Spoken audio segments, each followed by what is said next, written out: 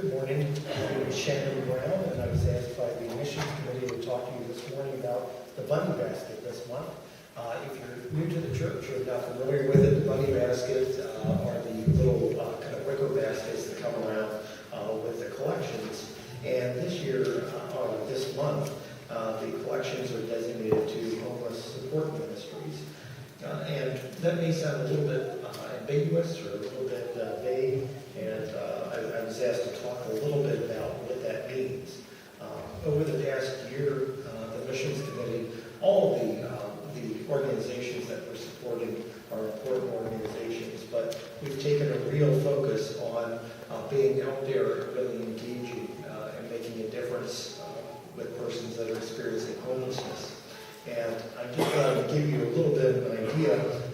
Over the past year, or actually over the past couple of months, we've been using the funds for the missions, and we have to be a little cautious with this because there is confidentiality and sensitivity issues here, but I just think it's important for you as a congregation to know that you helped a family that was really struck right at Christmas time.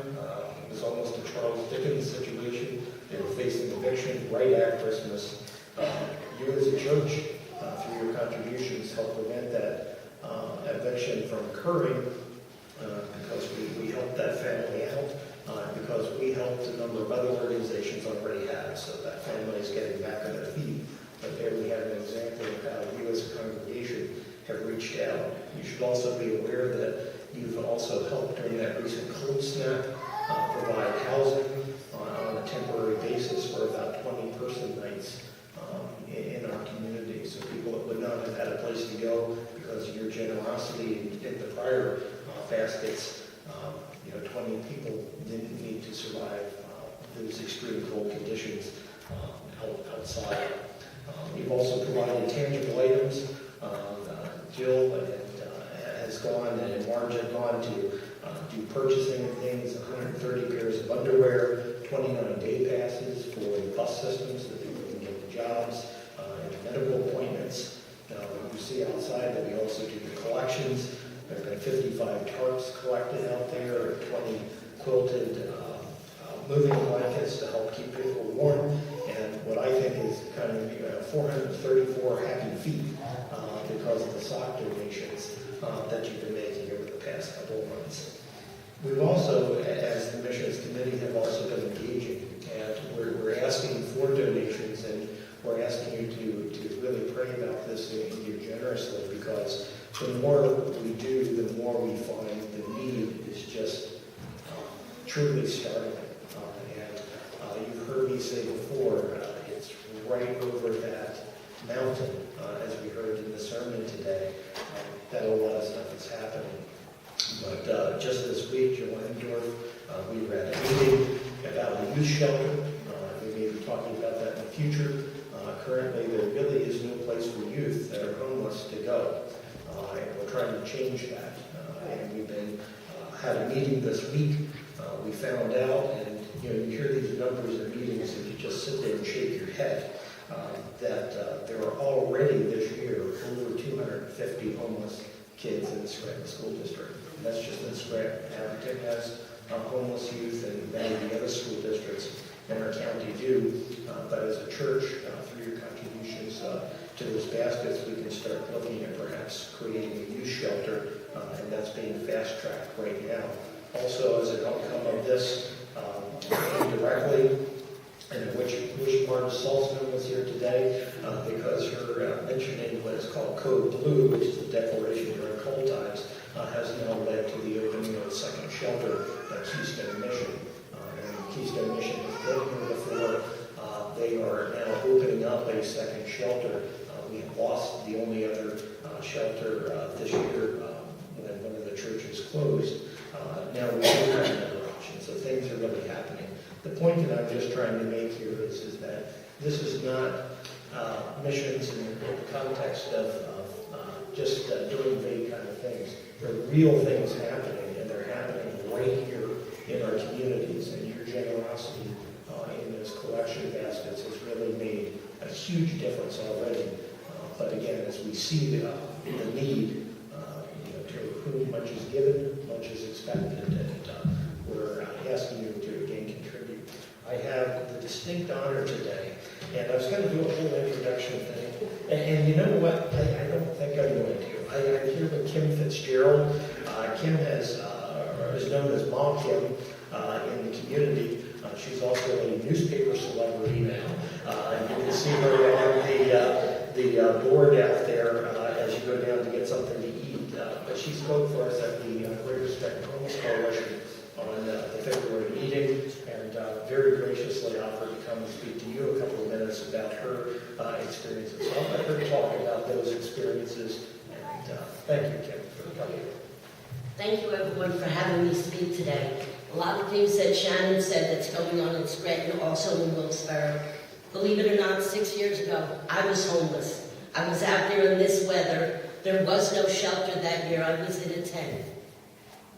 I had lost my faith in God. I didn't understand what did I do to deserve this. Why am I getting punished? And a lot of people think you're an alcoholic, you're a drug addict. No, I was neither of those, and happened to be from a family problem. But nowadays, it is the economy. People are living day to day, week to week with their paycheck.